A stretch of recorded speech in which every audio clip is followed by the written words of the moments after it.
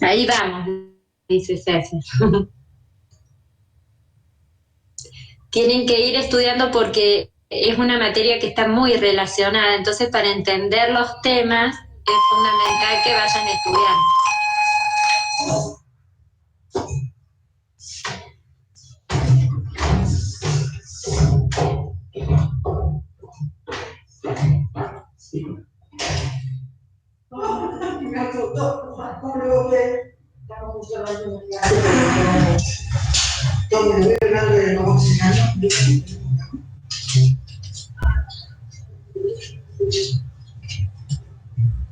No, un peso, se le debo un año.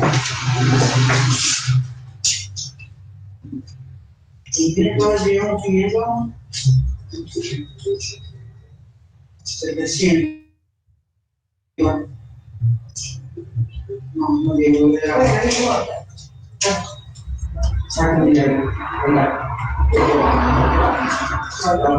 Sí. Después me encargo así, y lo otro de la cual. Y le digo el recibo de la horaria. Pasamos y no puedo dormir, bueno, estamos ahí. Ahora me dijo, llegamos a viajar, México. Y ya me hablo de la laboratorio, así que esto quiero no más. Ahora veces que salir casi Sí, perfecto. ¿Vos a mí me escuchás? Bien. A ver, esperamos 3 minutitos más y ya arrancamos. Ahí se están uniendo todavía un poco de chicos. Ahí ya arrancamos. Lo que pasa sí. No, no se entienda. Se ve. Sí, no sé si vamos a ver. Sí, sí, me parece. Si podemos, lo bajamos, si no, no. Claro, hay que ver. Bueno, listo. Bueno, listo. Bueno, chao, chao. Chao.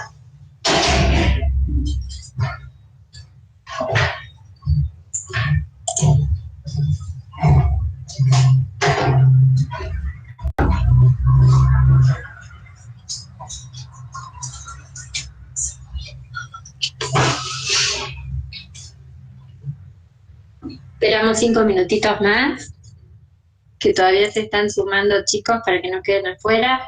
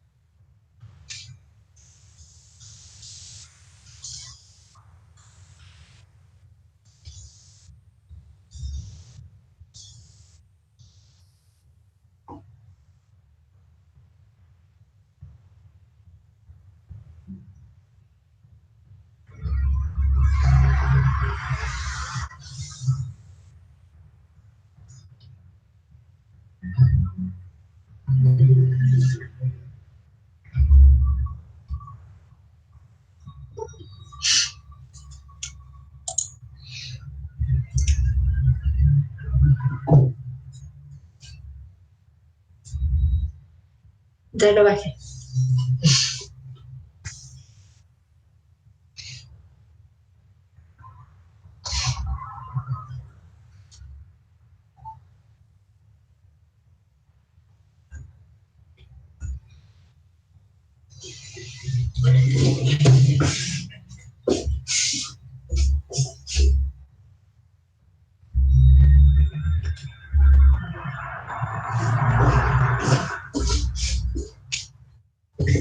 Sí, no van a ver todo.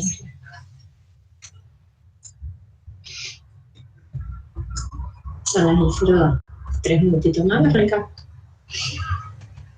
Y ya arrancamos, que no como que mucho tiempo, hasta que pregunten y todo. ¿Cuántos son? 24, sí. Ah, pero empecé a ir poquito.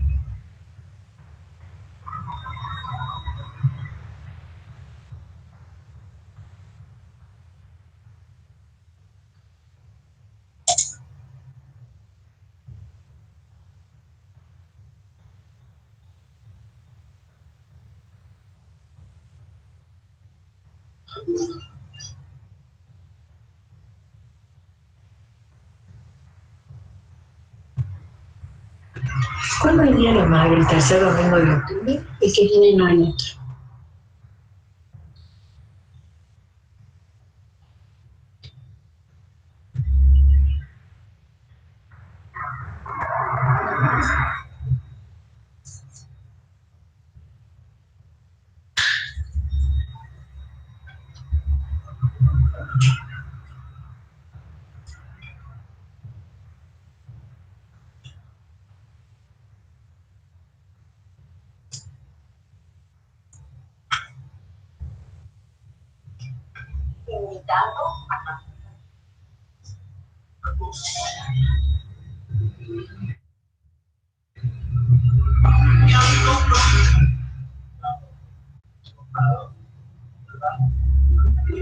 Bueno, arrancamos, Nete. Sí.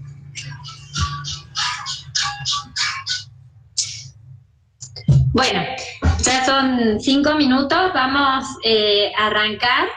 En esta bolilla, que es la bolilla 3, vamos a desarrollar lo que sería el otro participante del mercado. ¿Se acuerdan que la clase pasada vimos a aquellas personas que demandaban o deseaban y querían comprar bienes y servicios? Es decir, que vimos a la demanda.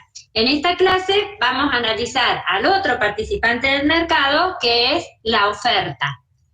¿Qué es la oferta? Y la oferta de un bien es la cantidad de ese bien que los productores o los oferentes desean y pueden vender en el mercado, están dispuestos a ofrecer y vender en el mercado.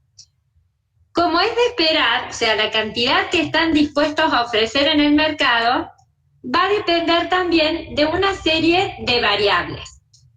Básicamente, entre las distintas variables, la más importante es el precio del bien que ellos ofrecen en el mercado. Es decir, que la oferta que ellos hagan en el mercado va a depender del precio del bien que está ofreciendo, del precio de los otros bienes, de los costos productivos de producir ese bien, de la tecnología, del gusto que tenga el productor, de lo que quiere ofrecer, el tamaño de mercado. Es decir, que así como la demanda dependía de una serie de variables, la oferta también, la cantidad que está dispuesto a ofrecer en el mercado, depende de una serie de variables. Como analizamos también en el primer capítulo, donde para estudiar los fenómenos económicos recurríamos a modelos que simplificaban la realidad, para estudiar la oferta también vamos a acotar nuestra realidad diciendo que vamos a hacer este estudio en un mercado de competencia perfecta, es decir, que hay muchos oferentes, muchos demandantes, entonces son tantos que la transacción que hace cada uno es ínfima y no tienen poder para determinar el precio. Y además vamos a imponer otra restricción, vamos a seguir simplificando nuestro modelo y vamos a imponer la condición ceteris paribus. ¿Qué quiere decir? Que voy a analizar qué pasa con la cantidad ofrecida del bien cuando varía una sola de las variables que estoy analizando. Entonces, para empezar a analizar la oferta, que es la cantidad que se desea y se puede ofrecer en el mercado, vamos a ver qué pasa con la cantidad ofrecida cuando cambia el precio del bien que estamos ofreciendo a los distintos niveles de precio. Y realmente es de esperar que si el precio es muy bajo, seguramente el oferente o el productor no va a estar motivado a colocar productos en el mercado. A medida que ese precio es más alto, seguramente va a cubrir la mayoría o va a cubrir los costos y seguramente le va a quedar una rentabilidad. Mientras más alta sea esa rentabilidad, va a ser más atractivo para el oferente colocar los productos en el mercado. Por ejemplo, si es un panadero del que estamos hablando y está ofreciendo facturas, si el costo de hacer las facturas, supongamos que son 100 pesos, ¿sí? Si el mercado está dispuesto a pagar 80 pesos, y seguramente a 80 pesos cuando sus costos, suponiendo que son fijos, es de 100 pesos, seguramente no va a ser atractivo para él vender facturas. Ahora, si el precio aumenta a 120 pesos, está bien, el precio que paga el mercado, y bueno, si mis costos son 100, y ya voy a vender 2 docenas de medialunas en el mercado. Y si el precio aumenta a 140 pesos, y voy a estar motivado, con costos fijos y todas las demás variables fijas, a ofrecer más unidades al mercado. Entonces, ¿qué les parece a ustedes? ¿Cómo es la relación entre la cantidad ofrecida y el precio del bien que se está ofertando? ¿Es directa o inversa? ¿Qué les parece? Directa creciente. Es directa, aumenta el precio, entonces yo voy a estar dispuesto a ofrecer una mayor cantidad, ¿sí? La relación entre el precio y las cantidades ofrecidas, el precio del bien y las cantidades que estoy dispuesto a ofrecer, es directa, es una relación directa. Esa es la ley de la oferta. Aumenta el precio del bien, aumento la cantidad ofrecida de ese bien. ¿Cómo era la relación en la demanda entre el precio y la cantidad demandada? ¿Directa o inversa?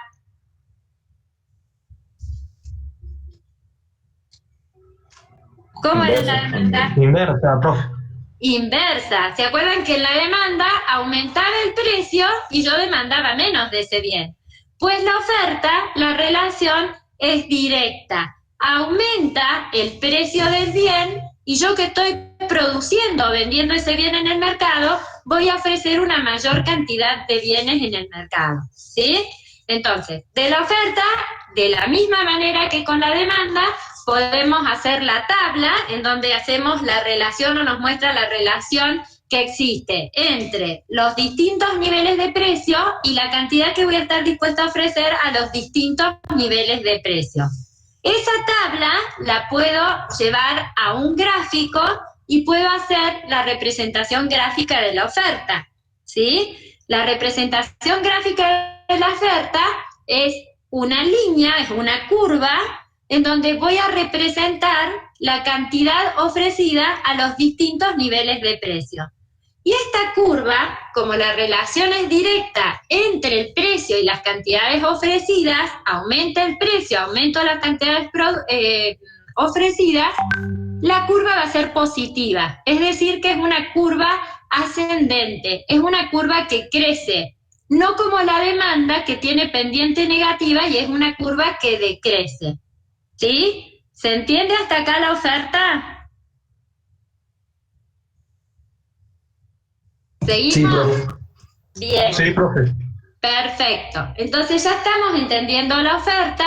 Vemos que cuando cambia el precio, cambian las cantidades ofrecidas y me estoy moviendo siempre en la misma curva. Ahora, ¿qué pasa, por ejemplo, si cambia otra variable distinto al precio del bien que estoy ofreciendo? Es decir, que cambio mi condición ceteris paribus y ya voy a ver qué pasa a esos precios que yo ya había determinado cuando en realidad se incrementan los costos de producción porque el gobierno, por ejemplo, decide aumentar las tarifas, ¿sí? Entonces, lo que yo antes hablaba y decía que mi costo era 80 y que ese era mi costo fijo, ahora hay una variable exógena, como es el gobierno, me aumenta las tarifas y me cambian los costos productivos, ¿sí? Entonces, si ahora yo tengo costos, supongamos que mis costos con este aumento de tarifa, una docena de facturas, me está saliendo alrededor de 120 de costo, y bueno, a un precio de 80 no voy a ofrecer nada, a un precio de 120 tampoco, y recién a un precio de 150 voy a estar dispuesto a ofrecer una unidad de facturas. Lo que tengo entonces es un cambio de oferta. Voy a tener una nueva curva de oferta en donde a los distintos niveles de precio, como tengo costos más altos, voy a estar dispuesta a ofrecer una cantidad menor que cuando los costos eran más bajos, ¿Se entiende?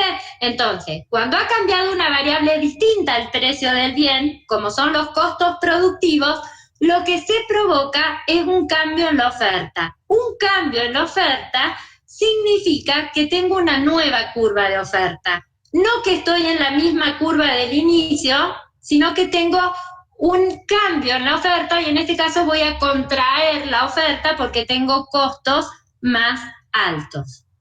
¿Sí? ¿Se entiende? Siempre que cambia el precio del bien que estoy considerando, tengo cambios en las cantidades ofrecidas y me muevo en la misma curva de oferta. Cuando cambian variables distintas al precio del bien, tengo nuevas curvas que aumentan o disminuyen según el comportamiento de la variable, pero tengo una nueva curva de oferta. Lo mismo si cambia el precio de los otros bienes, o lo mismo si cambia, por ejemplo, la tecnología. Son distintas variables al precio, entonces eso produce cambios en la oferta, no cambios en la cantidad ofrecida. Un cambio de curva, una nueva curva, que aumenta o disminuye. ¿Se entendió? ¿Sí? ¿Lo entienden? Sí, profe. Bien. Entonces, entendiendo la oferta y entendiendo la demanda, ahora vamos a combinar la participación de estos dos agentes en el mercado. Si yo solamente hablo de la demanda, solo sé cuánto están dispuestos a demandar a los distintos niveles de precio. Esa es la información que me da la curva de la demanda. La curva de la oferta me dice cuánto voy a ofrecer a los distintos niveles de precio. Entonces, lo ideal es combinar oferentes y demandantes para ver qué pasa en el mercado.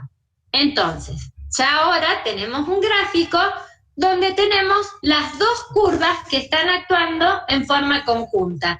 Tengo un mercado en donde tengo gente que ofrece bienes y servicios y gente que demanda bienes y esos servicios. Entonces, analizando el comportamiento conjunto, ustedes tienen en este gráfico donde están presentes las dos curvas, un punto en común a ambas curvas que es donde se cortan las curvas. Este punto donde se corta la oferta y la demanda es el precio de equilibrio y las cantidades de equilibrio.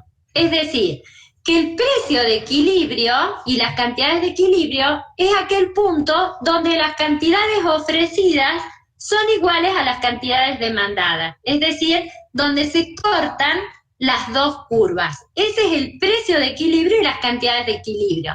En ese punto están totalmente satisfechos oferentes y demandantes, ¿sí? O sea, no hay presión a cambios en el precio porque a ese nivel de precio están satisfechos con lo que se quería comprar y con lo que se quería vender. Por encima de ese punto de equilibrio, ustedes tienen que la curva de oferta es mayor a la demanda. ¿Eso qué quiere decir? Que en precios superiores al precio de equilibrio, por arriba de ese punto de intersección, por arriba de ese punto de equilibrio, es más la cantidad ofrecida que lo que se está demandando. ¿Qué quiere decir? Que el precio es más alto al precio de equilibrio, entonces los oferentes ofrecen porque el precio es alto, pero no hay demanda porque el precio es demasiado alto. Entonces se acumulan los stocks de los empresarios y hay una presión a que bajen los precios porque a ese precio no pueden colocar sus productos en el mercado. ¿Se entendió? Eso es cuando estoy por encima del punto de equilibrio. Tengo más oferta que demanda. Si estoy por debajo del punto de equilibrio, ¿sí?, la demanda supera a la oferta. Por debajo del punto donde se cortan las dos rectas, tengo una demanda que es mayor a la oferta. ¿Qué quiere decir? Que el precio es más bajo al precio de equilibrio. Entonces, como es barato, la gente demanda, la gente quiere comprar, pero a ese precio que es más bajo que el precio de equilibrio, no estoy dispuesto, yo, productor, a poner mis productos en el mercado. Entonces eso determina una escasez. Es decir, la gente demanda porque el precio es bajo, pero yo que soy productor no coloco productos a ese nivel de precio. Entonces hay una presión para que el precio suba, para que los productores larguen sus productos al mercado. ¿sí? O sea, el precio de equilibrio es el precio ideal, donde están oferentes y demandantes totalmente satisfechos. La ley de la oferta y la demanda dice que la oferta y la demanda siempre deben ajustarse o buscar este punto en común, que es el punto de equilibrio, porque ahí están totalmente satisfechos oferentes y demandantes. Por encima o por debajo hay o exceso de mercadería o escasez de mercadería, ¿sí? Entonces, el ideal es el precio de equilibrio. Ocurre, ¿hasta acá vienen bien? ¿Sí? ¿Lo vienen entendiendo? Sí, profe. Sí, profe. Sí, profe. Bien, Sí, sí. entonces, siempre hay factores que a veces sacan al mercado de este equilibrio. Por ejemplo, puede haber una variable exógena, el gobierno, que aumenta los sueldos, por ejemplo, de los empleados públicos. Si yo tengo un negocio, por ejemplo la panadería, y de pronto el gobierno aumentó el sueldo de todos los empleados públicos, lo que es de esperar es que los demandantes del sector público, que es un grupo de personas que tengan más ingresos, van a aumentar su demanda, ¿sí? Entonces, esto va a ser desplazar la curva de la demanda y voy a tener un nuevo punto de equilibrio, donde voy a tener precios y cantidades más altas. ¿Qué es lo que les quiero decir con esto? Que el ideal es el precio de equilibrio. A veces hay variables exógenas que hacen que se modifique alguna de las curvas o las dos curvas a la vez. Entonces, si el mercado es flexible, siempre voy a ir ante el movimiento de alguna de las dos curvas a buscar el nuevo punto de equilibrio y en ese punto voy a ver qué ocurrió. Puede que los precios sean más altos, más bajos, depende cuál sea el movimiento de las curvas, ¿sí? Pero siempre lo ideal es buscar el punto de equilibrio del mercado. ¿Lo entienden? ¿Sí? Sí, profe. Bien. A pesar de esto, y a pesar a veces de estos puntos de equilibrio, a veces el gobierno considera que más allá de que oferentes y demandantes están satisfechos, se producen algunas situaciones de inequidad o gente que a lo mejor es más débil y está quedando fuera del mercado, no está participando a lo mejor en ese mercado. Entonces interviene el gobierno en ese mercado y fija los llamados precios máximos y precios mínimos. El precio máximo, ustedes lo tienen ahí en los apuntes, tiene sentido cuando está fijado por el gobierno por debajo del equilibrio, ¿sí? ¿Qué quiere decir que sea un precio máximo? Que nadie puede vender por encima de ese precio, ¿sí? Por ejemplo, si el mercado dice que el precio de equilibrio es 10, pero el gobierno considera, vamos a suponer la nafta, por decirlo, el precio de equilibrio de la nafta, 100 pesos, pero el gobierno considera que es muy cara, 100 pesos, y que hay gente que está quedando fuera de esa situación, entonces fija un precio máximo para la nafta en 60 pesos. ¿Se dan cuenta? Ese precio está por debajo del equilibrio, es un precio que el gobierno lo ha fijado, eso es un precio máximo. Ninguna estación de servicio puede vender la nafta a más de 60 pesos. Entonces, ¿qué pasa? La nafta escasea, porque a 60 pesos ese precio máximo está por debajo del equilibrio, entonces hay más demanda que oferta. Sin embargo, a ese precio, 60 pesos, es el precio máximo que ha fijado el gobierno. Nadie puede vender más que a un monto mayor de 60 pesos. ¿Qué hace? Escasea el combustible. ¿Se dan cuenta? Ese es un precio máximo. El precio mínimo tiene sentido cuando se fija por encima del equilibrio. Y es el caso normalmente que fijan los gobiernos de los salarios mínimos. El precio mínimo, ¿qué quiere decir? Que nadie puede vender por debajo de ese precio. Entonces, si el salario, por ejemplo, de equilibrio es, por decir, 30.000 pesos, el gobierno fija el salario mínimo en 34.000 pesos. ¿Qué quiere decir? Que ningún empleador va a poder pagar por 8 horas de trabajo menos de 34.000 pesos. Sin embargo, la oferta y la demanda está diciendo que el precio de equilibrio es 30.000. ¿Qué pasa entonces? Como está por encima de ese equilibrio y hay mucha gente que quiere trabajar a 34.000 pesos, pero el mercado no está dispuesto a pagar eso. Pero el gobierno fijó ese precio mínimo y nadie puede pagar esos importes inferiores a los 34.000 pesos, ¿sí? Entonces, resumiendo, el ideal es el precio de equilibrio. A veces, por distintos factores, nos movemos a distintos puntos de equilibrio, ¿sí? O a veces viene el Estado y ¿qué dice el Estado? No, acá hay gente que está quedando fuera del mercado, vamos a establecer precios máximos y precios mínimos. Un precio máximo es el precio por encima del cual no se puede vender.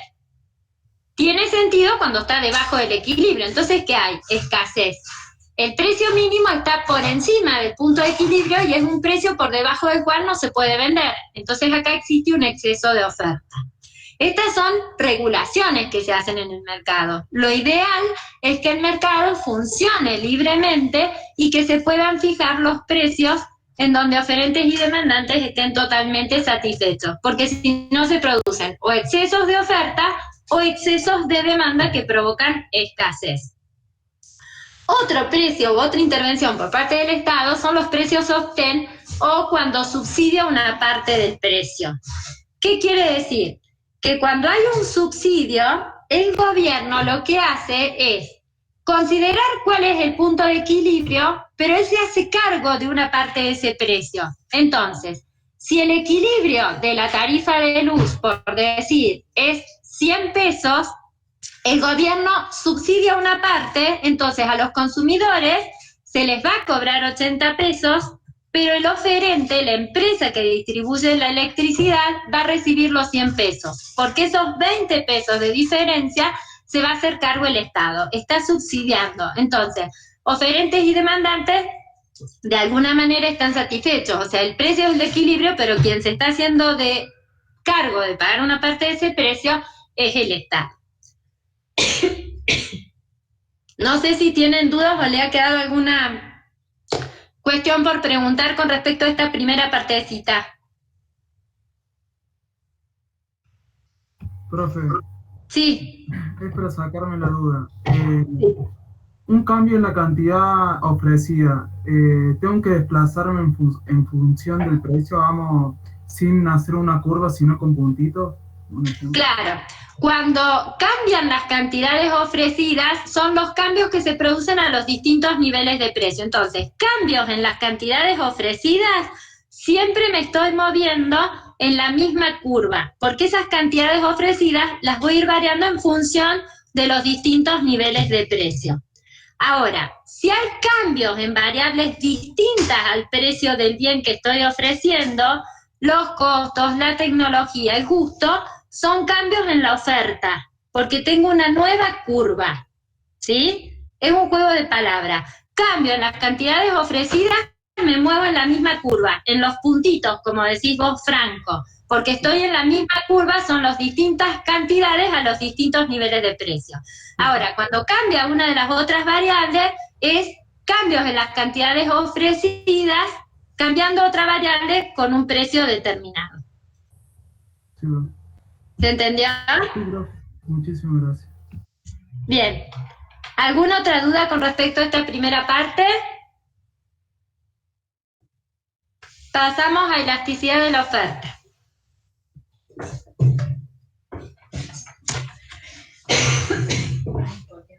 Hola chicos, ¿cómo están? Buenas tardes. Hola, profe. Hola, profe, buenas tardes. ¿Cómo están? Bueno, así como vimos la clase anterior, la elasticidad de la demanda, ¿cuál era el significado o el sinónimo de la palabra elasticidad? ¿Qué significaba elasticidad? A ver si se recuerdan.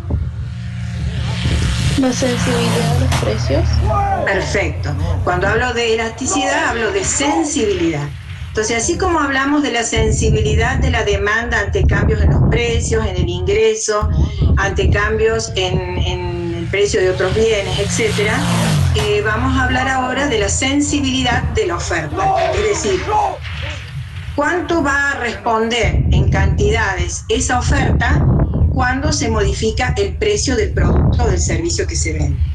La característica particular que tiene la elasticidad del precio de la oferta es que siempre va a tener signo positivo, es decir, siempre va a ser positiva, porque como la profe les adelantó, la curva de oferta tiene pendiente positiva, porque relaciona en forma directa, como lo manifestó allí un compañero, el precio con respecto a las cantidades.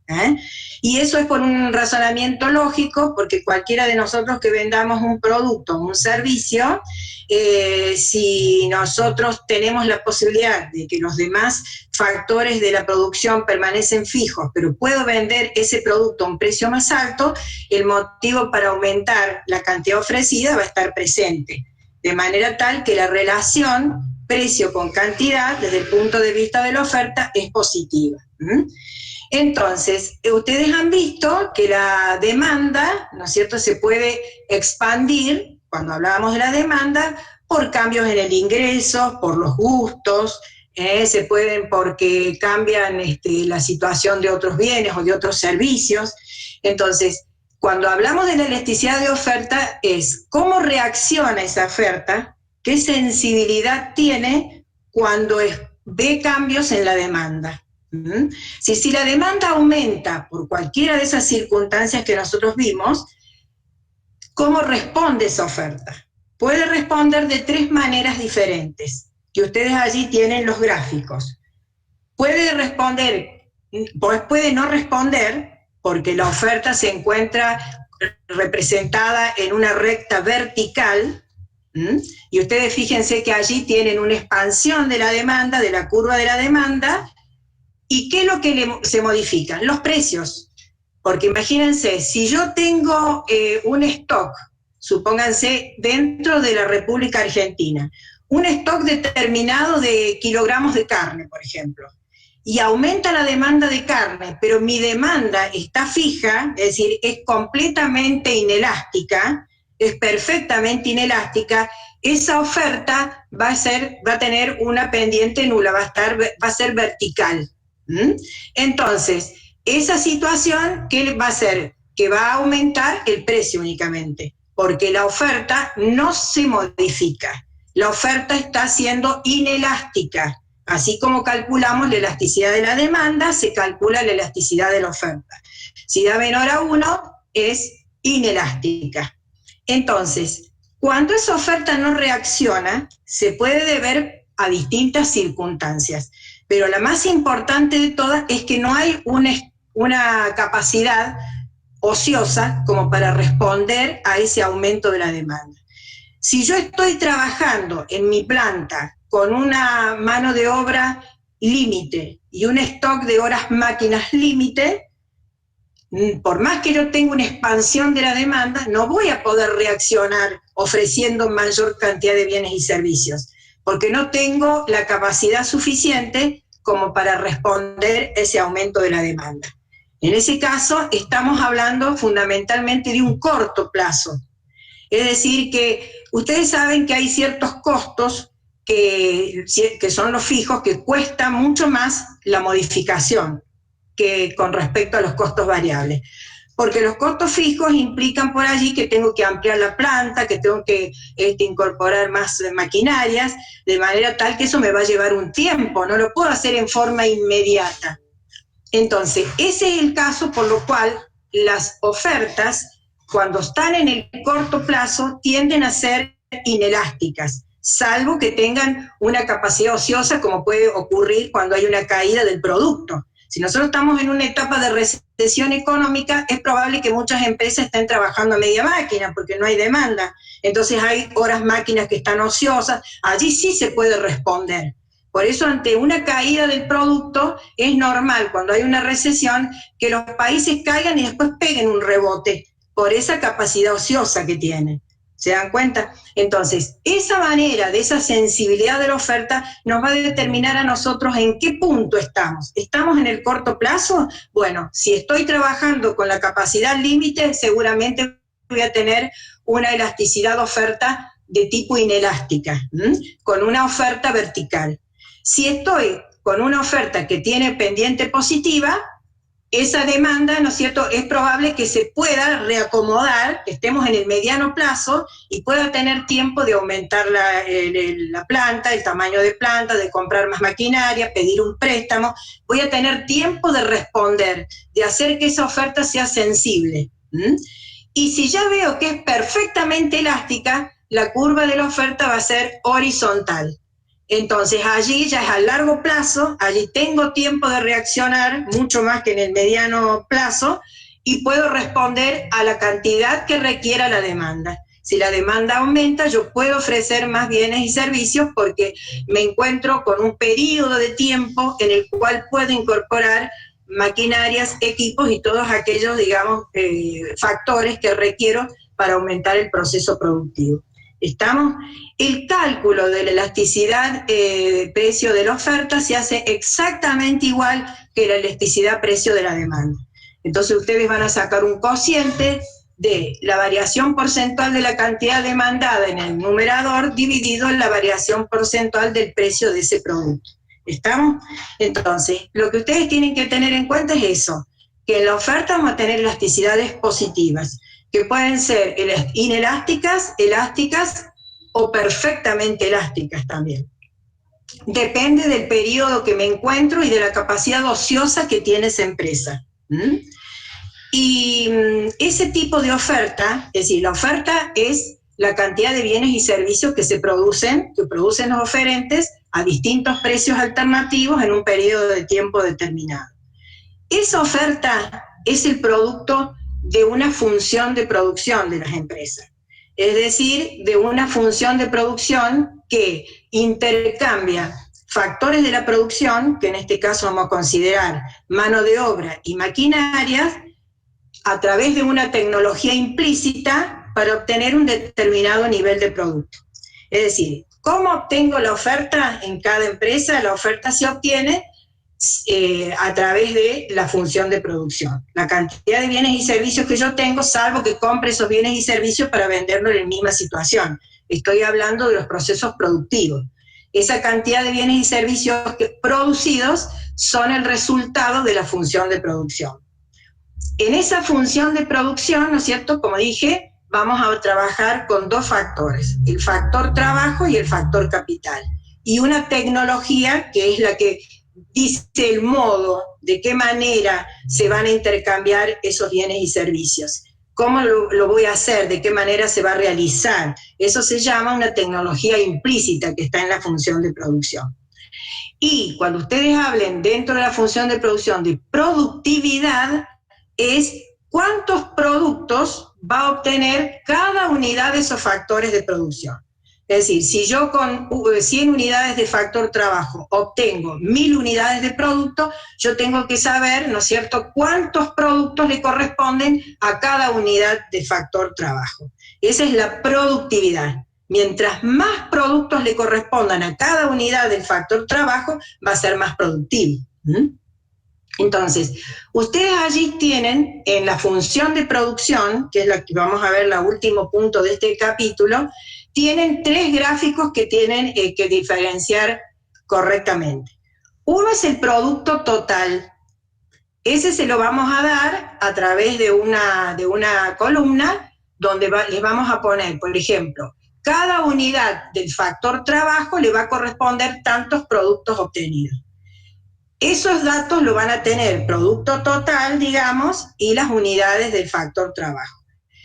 Intercalando las intersecciones que van a tener, les va a dar como resultado la curva del producto total. Fíjense que el factor que nosotros vamos a trabajar va a ser el factor trabajo, porque lo vamos a considerar como el factor variable de la mano de obra. El factor de horas máquinas, que es capital, es fijo. Por eso ese va a permanecer siempre fijo y vamos a trabajar con las horas hombre. Entonces vamos a trabajar con 1 hora hombre, vamos a obtener tantos productos, con 2 horas hombre, y así va a ir creciendo el número de productos. En un primer tramo, digamos, de esa curva, ustedes van a ver que va creciendo en cada punto, más que proporcional al punto anterior, hasta que comienza a crecer de manera menos que proporcional al punto anterior. Es decir, esa curva crece, rápidamente en el primer tramo, pero después comienza a crecer lentamente. Y ese punto, hay un punto específico que pasa de crecer rápido a crecer lentamente. Cada punto a partir de ese punto va a crecer en una menor proporción que el tramo anterior. Fíjense bien lo que digo. Cada punto posterior a ese punto donde crecía aceleradamente, a partir de ese punto comienza a crecer la curva en una menor proporción que el tramo anterior, hasta que llegue a un determinado nivel de la curva donde vamos a tener una pendiente nula, no está creciendo y luego cae. Ese que es como una campana, ustedes si lo van a ver al gráfico, es exactamente como si fuera una campana del producto total. Esa forma que tiene de crecer aceleradamente, luego lo hace decrecientemente, se cumple por la ley de los rendimientos decrecientes. Y esa ley de los rendimientos decrecientes lo que me dice a mí es que a medida que yo agrego un solo de esos factores, en este caso el factor trabajo, pero dejo fijo el otro factor, que es el factor capital, el producto va a crecer aceleradamente en un primer tramo, pero luego va a ir creciendo cada vez en una menor proporción hasta que deja de crecer y luego se hace negativo. Y esto es por el normal agotamiento del factor fijo. Si yo siempre le digo a los chicos, les digo, por ejemplo, que tienen que hacer una copia de un texto en Word, y, por ejemplo, les pongo una sola computadora, con un solo chico que trabaje, seguramente si le coloco otro chico que le ayude, él va a trabajar un tiempo aceleradamente el primer chico, después el otro también aceleradamente, y seguramente en un primer tramo va a haber más copias con 2 chicos que si hubiera con uno. Pero si yo le agrego un chico más, es decir, 3 alumnos ya en lugar de 2, ya van a ver que el número de copias va a empezar a decrecer, porque voy a tener mucho factor trabajo y tengo una sola máquina. Es decir, se agota el factor que queda fijo, que en este caso es la computadora. ¿Se dan cuenta? Entonces, no puedo yo tener un crecimiento por el hecho de que estoy solo aumentando un factor. Y aquí me va a dar, en esta forma de campana, 3 rendimientos que vamos a tener en la producción. En la primera etapa, donde crece aceleradamente, voy a tener un rendimiento creciente. Pero a partir de allí, hasta que se anula la pendiente, voy a tener un rendimiento decreciente. Cuando esté nula, es constante, no crece. Y luego, ¿no es cierto?, cae, también es decreciente. Lo que tengo que tener en cuenta es que yo, para poder lograr un crecimiento, hay funciones de producción que tienen distintos tipos de rendimiento. Crecientes, constantes y decrecientes. La curva también tiene distintos momentos, crecientes, decrecientes y constantes. Las funciones de producción que tienen rendimientos constantes son aquellas que, si yo aumento el trabajo y aumento el capital, el producto va a aumentar en la misma proporción que aumento el capital y el trabajo. Y si aumento, por ejemplo, los 2 factores, pero obtengo menos de aumento que lo que aumenté los 2 factores, va a ser decreciente. Y si obtengo más que lo que aumenté esos 2 factores, va a ser creciente las funciones de producción. ¿Por qué una función de producción puede ser constante, creciente o decreciente? Depende cómo yo maneje la capacidad del capital y qué tipo de productividad tenga ese capital. Para obtener entonces, ustedes van a tener una columna que van a tener la cantidad de productos y otra las unidades del factor variable. Y allí van a poder saber el gráfico, van a poder elaborar o registrar el producto total a través del gráfico. Ahora, ese producto total, si lo divido por las distintas unidades del factor trabajo, me va a quedar el producto medio. Es decir, si yo digo que con una unidad de trabajo obtengo 10 unidades de producto, a 10 lo divido 1 y el producto medio va a ser 10. Si tengo 2 unidades de trabajo y a 10 lo divido 2, el producto medio va a ser 5. Eso lo van a ver en el práctico después. Si que ustedes sí van a partir de un producto total con las distintas unidades, del factor trabajo, y de allí, desde esos datos, van a poder calcular el producto medio, dividiendo el producto total por las unidades de factor trabajo, y el producto marginal. A ver, esto es lo que me interesa que lo interpreten el concepto de producto marginal. Como su nombre lo indica, marginal es el excedente de algo. Entonces, el producto marginal es el aumento que yo obtengo en el producto total como consecuencia de lograr una unidad más del factor variable, que en este caso es el trabajo. Vamos a llevarlo a un ejemplo para que se den cuenta. Si yo con 2 unidades de trabajo obtengo 100 unidades de producto y le agrego una unidad más de horas hombre, entonces 3 tengo, pero en lugar de obtener 100, obtengo 150 unidades, el producto marginal va a ser esas 50.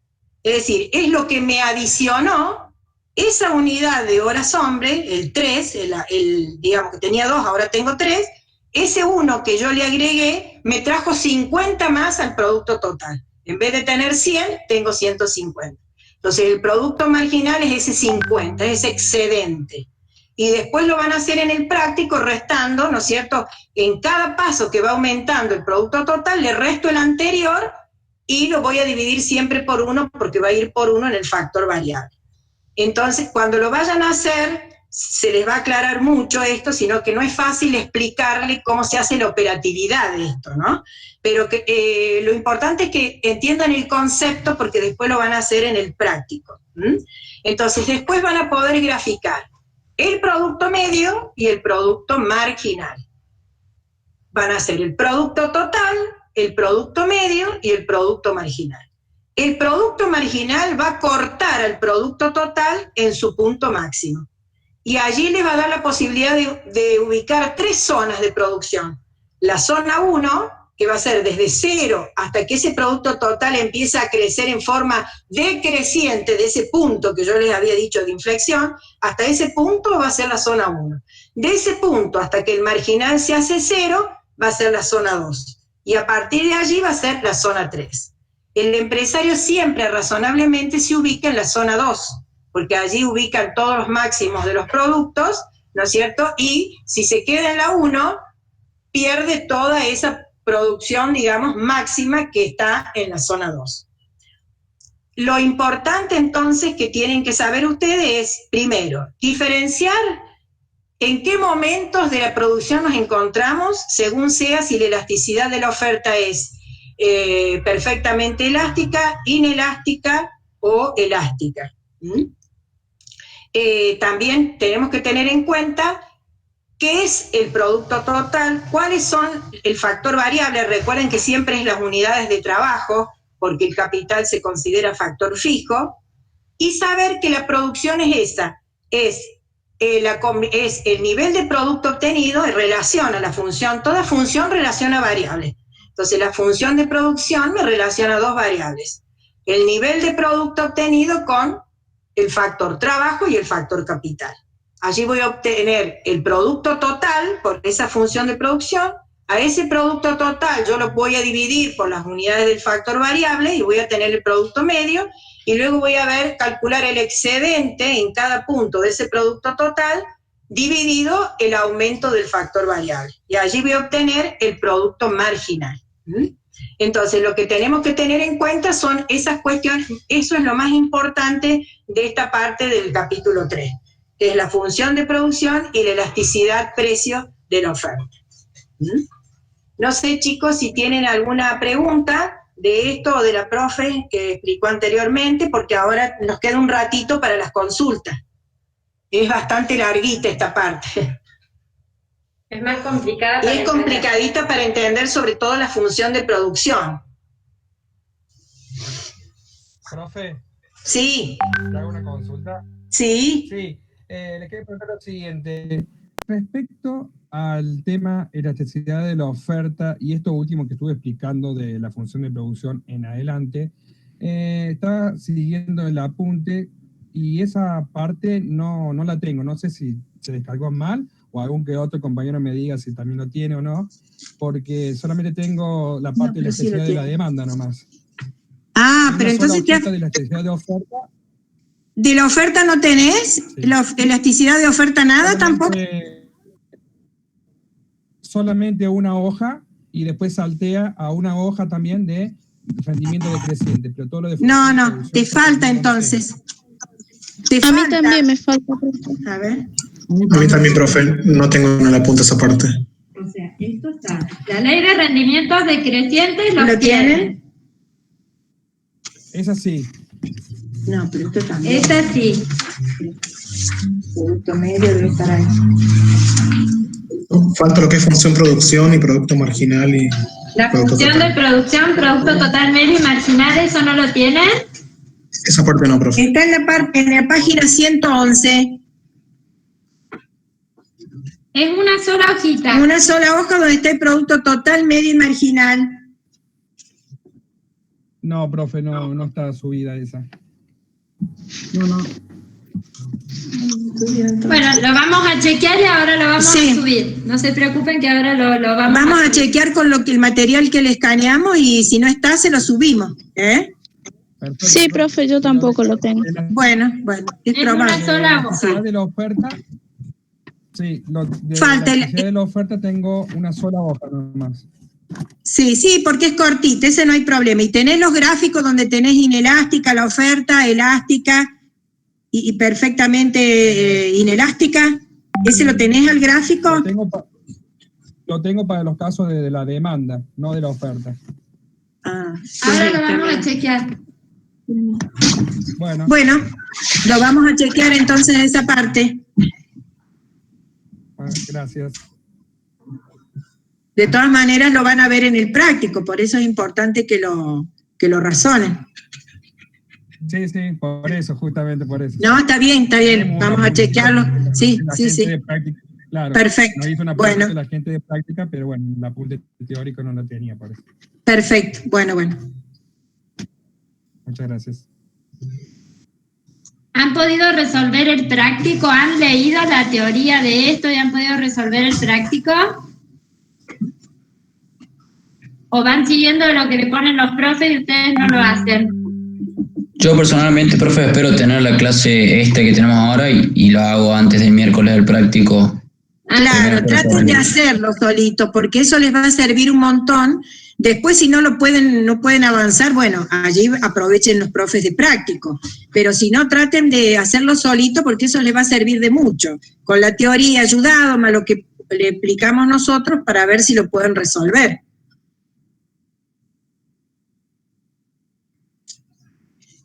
¿Han quedado dudas con respecto a esto? Nosotros sí, ahora después vamos a chequear y vamos a subir si falta alguna hoja, el material. César, hiciste el práctico, ¿y cómo te fue? ¿Lo pudiste resolver todo?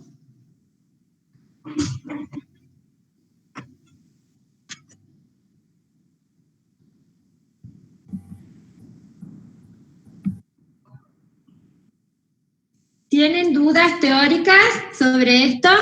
A lo mejor ahora después de escuchar van y leen y ya por ahí les va a ser más fácil interpretarla, como ese compañero. Interpretar la teoría y ya por ahí también hasta les resulta más fácil hacer el práctico. ¿Alguna duda, cuestiones para aclarar?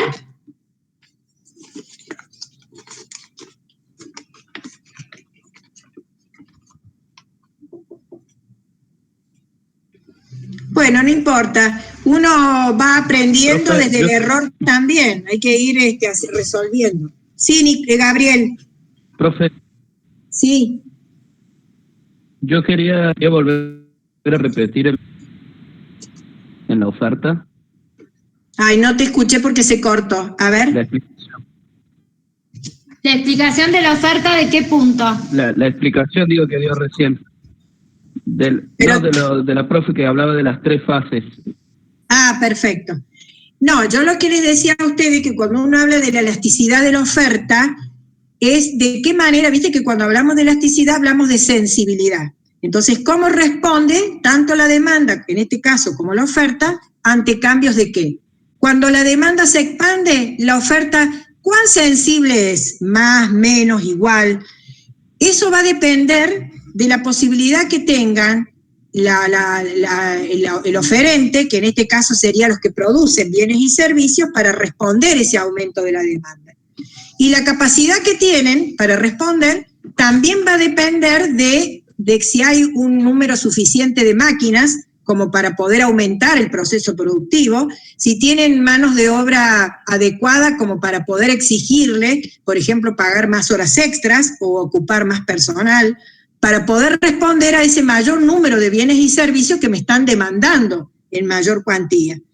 Entonces, cuando yo vea que la oferta tiene una pendiente, ¿no es cierto?, está vertical, porque es insensible. Al ser vertical quiere decir que no se mueve ante cambios de la demanda. Y ustedes se fijan allí en el gráfico, que allí me dijeron que tienen tres etapas, la demanda se expande y lo que van a traer es aumento de precios nada más. Porque eso es lógico. Si hay poco de un producto y hay mucha demanda, el precio sube. Pasa con el dólar. No hay dólares y la gente demanda dólar. Entonces el precio del dólar en el mercado negro aumenta, porque no se mueve la oferta. Y eso puede deberse a que estamos en el corto plazo. Hubo una expansión de la demanda en un corto plazo. Entonces es muy difícil modificar los costos fijos, porque para responder a ese aumento de la demanda yo tengo que comprar máquinas, aumentar la planta, la capacidad de la planta. Para eso requiero, si tengo dinero, de hacer una inversión o buscar un préstamo. Eso me va a llevar un tiempo para responder a ese aumento de la demanda. O puede, ¿no es cierto?, que responda... Sí, perdón. Ahí es donde entra, digo, la frontera de producción. Exactamente, exactamente. Cuando yo, digamos, tengo una oferta inelástica, como en este caso, no tengo fronteras de producción, está al límite de mi frontera de producción. Cuando puedo responder en algo, tengo una oferta elástica, pero tampoco puedo expandirme mucho. Tengo una frontera de producción que todavía puedo llegar a un límite, tengo una brecha para el límite. Y cuando es perfectamente elástica la oferta, quiere decir que tengo toda la capacidad ociosa disponible como para responder rápidamente. Tengo una frontera de producción que está bien extensa, digamos. Estoy cómoda para responder ese aumento de la demanda. ¿Entendiste, Gabriel? Sí, profe, quedó claro. Bueno, ¿cómo estamos entonces? ¿Todo bien? ¿Alguna otra preguntita?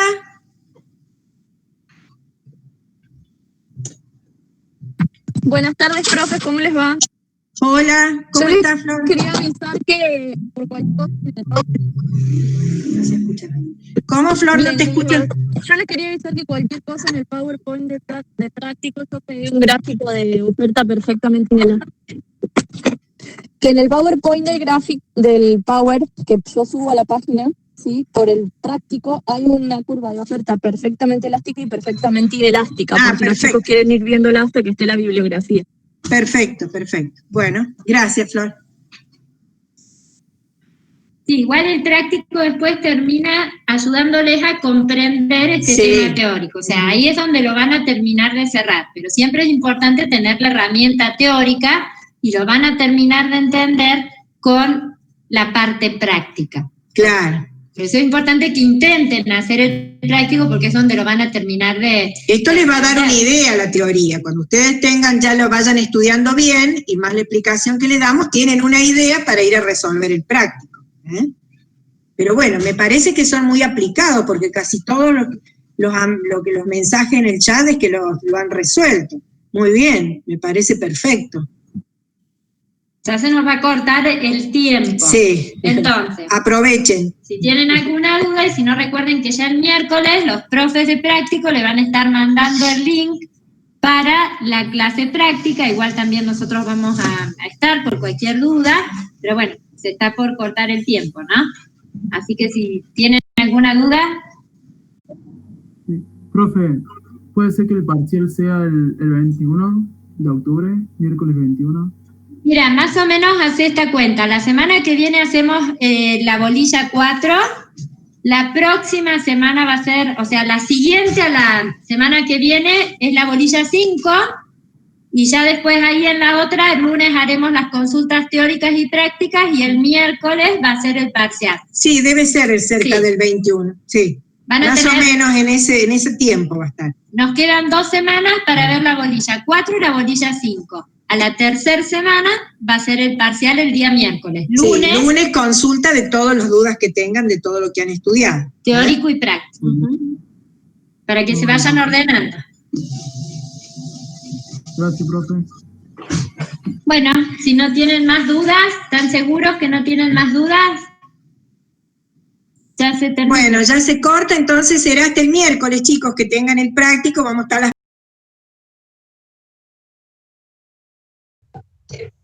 Perfecto, profe. Hasta luego, profes. Adiós. Chao, profe. Chao, chao.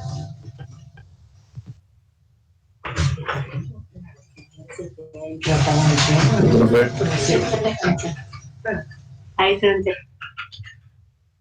Ahora le decimos que los profes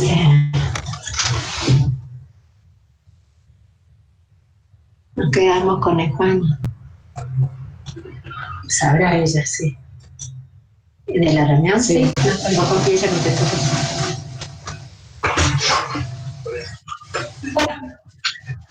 Dale, Juan, nos quedamos los profes una vez que los chicos se terminen de ir.